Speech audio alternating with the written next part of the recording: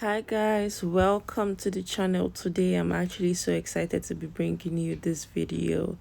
So I have another tutorial as so long, so if you're interested, please stay tuned.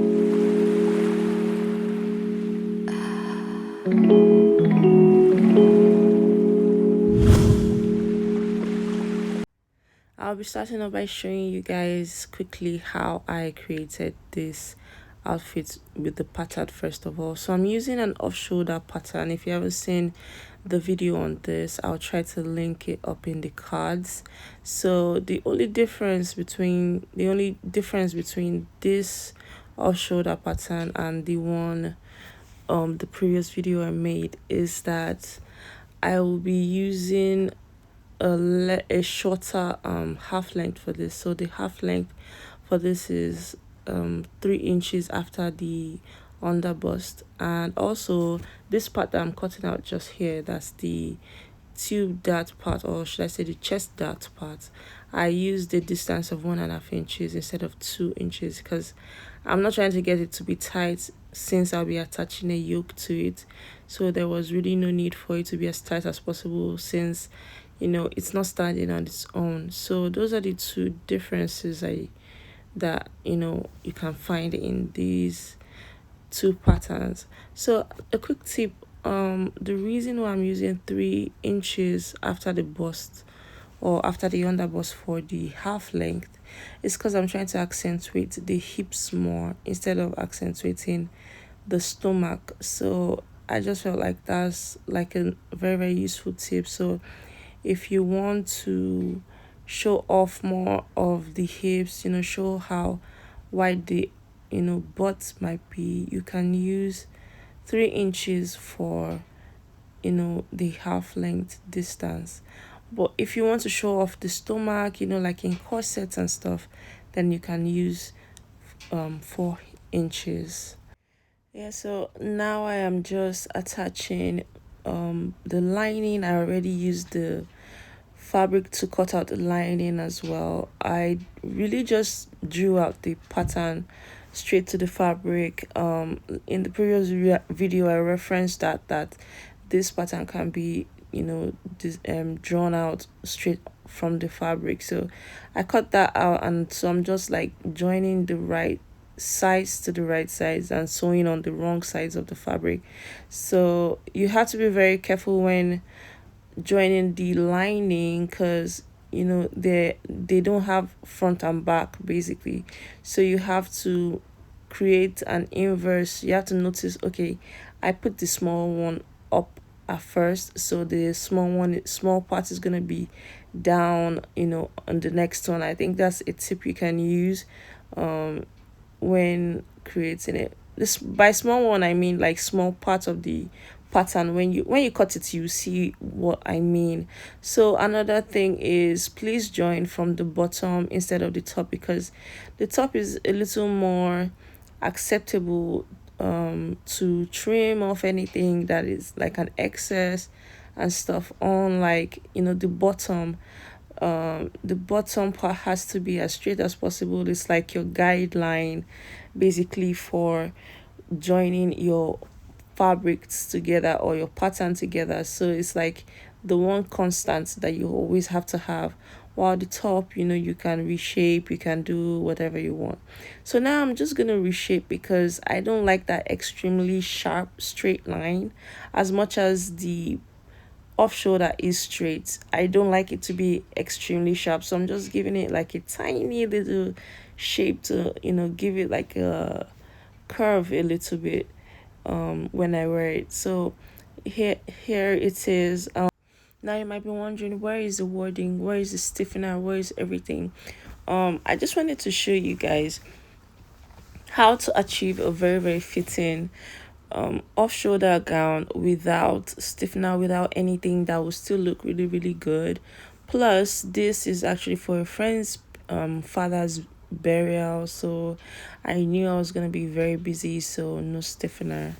Also, I hope you guys caught that the shoulder, or should I say the width, is 13 3/4, almost 14 inches. This is because we reduced the dart at the beginning, you know, the chest dart is one and half inches instead of 2 inches, so obviously that's gonna affect it. And also, this is not a full off shoulder, so you need it to still have like the main measurement, you know. That's why it's 14 inches and not 13 inches. So yeah, now I'm just gonna join the yoke. I first of all notch the center on both the yoke and the outfit itself. I'll try to put up a video on how to cut out a yoke. I actually, you know, recorded one, but my memory really messed me up, so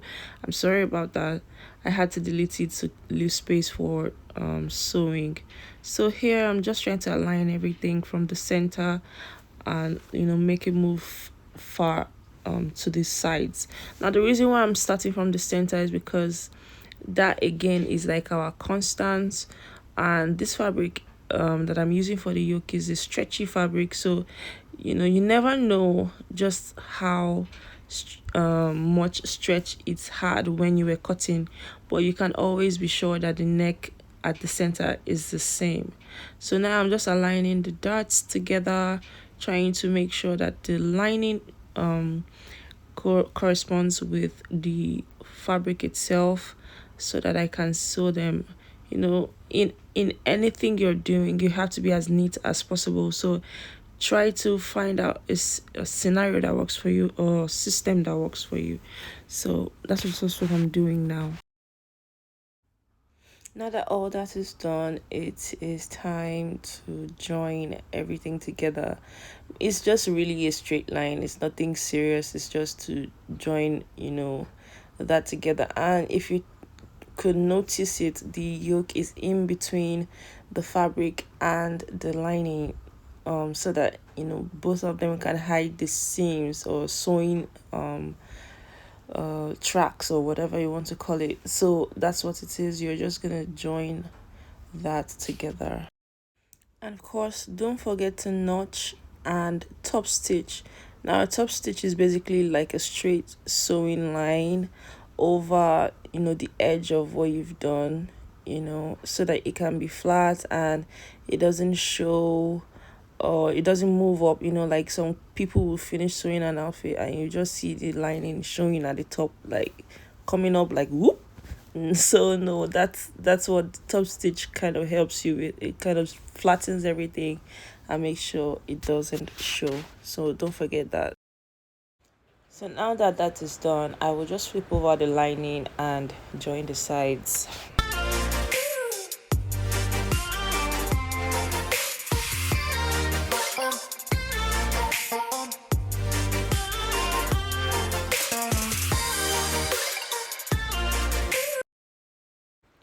Now everything I did to the front, I'm gonna be doing to the back. um Here I am just leaving the allowance for the zip because I didn't sew the yoke all the way down. Now you can always sew the yoke all the way down in yours as well, or should I say cut it all the way down and then like sew the zip from the top to the bottom. But I just wanted to use a press button at the top instead of like sewing the zip from the top to the bottom. I think especially because I was using an invisible zip and I knew that it won't be as long as I would like if I was starting from the top. I don't know how to explain it, but the zips are very limited in length. So I just did this. So there will be like an attachment at the neckline where there's just a press button to overline it. So that was just what I went for. So this is it all ironed. Both the front and the back has been ironed, has been straightened. So for the back, I wanted to mention that at the waistline for the back, you're to go up by 1 inch. I'm not sure if I got to record it, but it's in the tube and off shoulder tutorials. I'll try to link those in the cards. So now to pin the back, I pinned the back straight, you know, still going with everything. Is the zip that is going to be slanted, so I pinned it straight. So I'm just gonna join the front to the back. they should be equal at the waist side. They should be equal at the waist side. They won't exactly be equal at the bust side, because you remember we cut off the busts here and here, so it won't be equal, but it's still gonna align. I'll show you how to still make sure that everything aligns, that the measurement aligns, but the waist should align. The waist should align. So let's go ahead and pin it, and then I'll show you how to do that.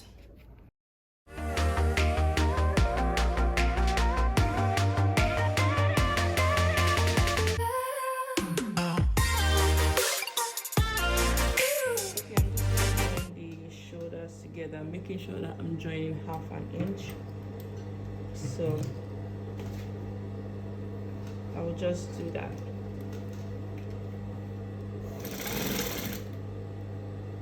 I'll do that for both sides, and then I'll show you what it looks like after. Okay, so I went ahead to join and I top stitched it. Basically, the purpose of top stitching is so that it doesn't start to move about. You might not have to do it, but I feel like it's neater when you do that, because like it just presses the seam down. So yeah. Also, I wanted to give a tip that when joining the shoulder, join it from the neckline.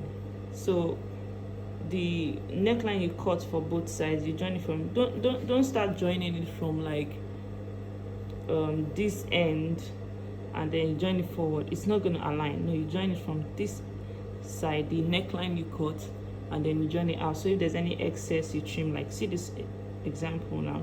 Imagine if I had joined it from this side, then it's going to come out at that side and it's not going to align properly. So you join it from this side, you know, because this fabric it stretches, so you join it from the neckline and all. Then don't forget to top. Let me show you how to measure out the bust area so that you can have an accurate measurement. So for the bust area, let me just pin this down because I don't want it to move when I'm joining the waist. So let me just pin it down. So for the bust area, what you're going to do is just measure round it, like measure round. So basically measure, make sure to put your tape rule deep inside the pockets of the breast that you did, then continue. I'm trying to get in between there. Okay, then you continue to the next side. Okay, so this side is 21 inches. I'll just move over and measure. So in totality we have 38.5, and the measurement is 37 inches for the bust. So I will divide this 1.5 inches extra, because you know 38.5 minus 37 inches is 1.5 inches. So I'm going to divide this into 4, which will give me like about, you know, 3/4 on, like just a little, like this, from here to here on each side. So that's what I'm going to mark around. So let me just show it to you. So that's what I'm going to mark around, and that will be my sewing point, my sewing allowance point there. Okay, and then I'm going to measure out my waist. This one, you don't need to measure it the same way as the breast because both are equal. So I'm just going to measure this. I need 15 inches out of this, and the allowance left is 1.5 inches. So I'm just going to divide this by 2 instead of 4, and that will give me this. Oh, the pin is there, so but that will give me this. So I'm just going to go this way and measure it over here as well. So you see that we still have like an equal measurement on both sides. So I'm just going to sew this side, then come back to show you how I intend to do the neck. because you know we can't just leave it exposed like that. We have to pipe it round with another fabric. So I'll show you what that will look like. Wow, so I lost a lot of footage because of memory, but to recap, I cut out strips of fabric that are about 1 inch thick, and I joined them over. So now I'm just turning it over to pipe the neck. I'm so sorry that I couldn't save those videos, but I hope you can see it. So some of the tips to go over them again is, when sewing, please do not stretch the fabric, because it stretches on its own and it will just make you widen the neck. And also, when turning it over like I'm doing now, do not stretch it, or else it's going to create waves that you do not want to see on your neckline. So those are the two main things. So I'm just going to pipe it, try to save memory, and I'll show you when I'm done. Okay, so I think this is part of the footage that was lost, so I'm just going to show it again. I already went in by 1 inch. I already cut this off by 1 inch. If you notice, the slant is going upwards, so I already cut it off by 1 inch so that I can now start joining. So I'm just going to try and do this really quick so that we won't lose any more footage basically. So to create an invisible zip, maybe I'll do a video on that. Let me know if you want to see something like that. So this is the front. So you're just gonna put it like this, back side, front side to this front side, the front side of this one to this front side. And so I'm just gonna align it from the top and go this way. You see that I didn't go here, I'm gonna go here. So I'm just gonna pin this to save memory, so I'll come back and show you. I'm done pinning. You can see the slant is there. So I'm just gonna sew this with my foot. I already put my foot attachment here so that I don't get stressed. So I'm just gonna do this, and I'm not gonna sew this completely to the end, because remember, we're still gonna be attaching the skirt to it. So I'm not gonna sew this all the way down. I'm gonna leave about 1 inch left. I'll be sewing half an inch, but I'll leave 1 inch just for it to be able to move, and I don't get stuck when I'm joining. So probably we'll do another video on when I do the skirt. When I do a skirt video, I will do that and show you guys how I join them together. But this is how it's looking with the invisible zip. So when I get to this point, I just backstage to try and make sure that this thread doesn't move, and then I'm just I will zip this up already. You can see how it's looking. Mind you, I haven't done this yet, but I will just turn it back down like this, so it's not a problem for me. But let me just continue with what I'm doing. So I use this side to get a hold of this side. So I'll do that off camera and come back. Alright, so I've aligned the tops together. Again, take note, I slanted it. So I'm just gonna sew this,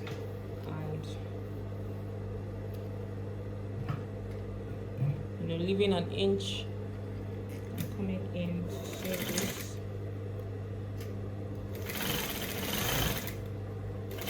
This time I'm coming in from the bottom because of the side where the foot allows me to sew. So that's why.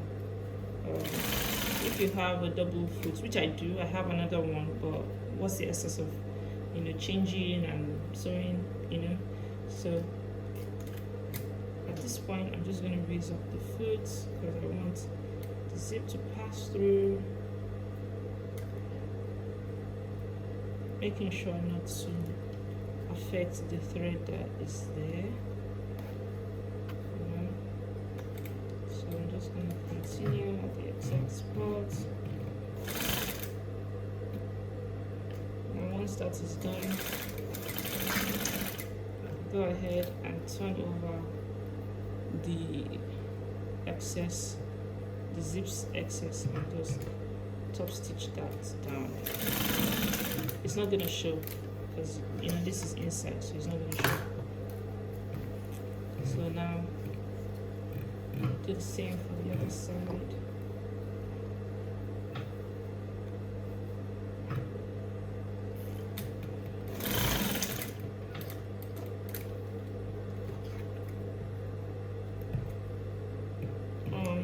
So this will be where I would end, the video for now. I'll try to insert a video of the full outfit, but this is where I'll be ending the tutorial. I'm just going to show you what it's looking like. I prefer to sew my invisible zip this way where it still shows, because the invisible zip tends to get caught on the fabric you're sewing. So this is better. Of course, I'm going to iron this down, so there will be no stress. But yeah, this is what it's looking like. And let me show you the let me pin this so that you can see.